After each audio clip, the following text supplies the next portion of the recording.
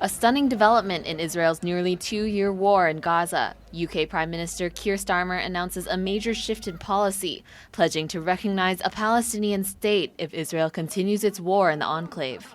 As part of this process towards peace, I can confirm the UK will recognize the state of Palestine by the United Nations General Assembly in September, unless the Israeli government takes substantive steps to end the appalling situation in Gaza, agree to a ceasefire, and commit to a long-term sustainable peace, reviving the prospect of a two-state solution. Starmer's remarks follow an announcement last week from French President Emmanuel Macron that his country would recognize Palestine. Israeli Prime Minister Benjamin Netanyahu criticized the UK's announcement in a social media post, saying it rewards Hamas's terrorism and punishes its victims, while France's foreign minister welcomed it.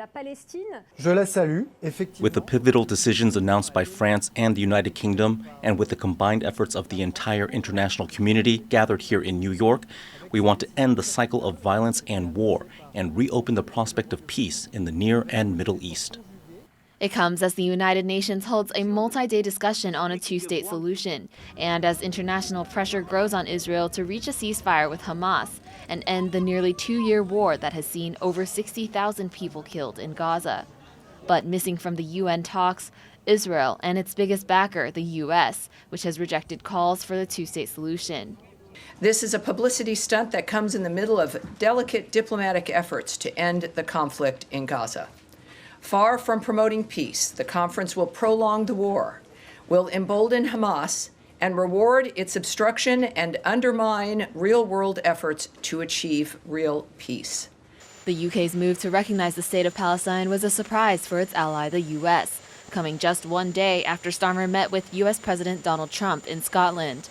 The two held a joint press conference on Gaza, both pledging more humanitarian aid. We never discussed it, surprisingly. It was never really discussed. Maybe a little bit at the news conference, but he was sort of discussing it with you. We never did discuss it, and we have no view on that.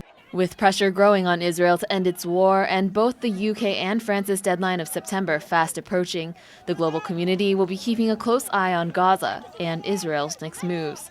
Kris and Tiffany Wong for TaiwanPlus.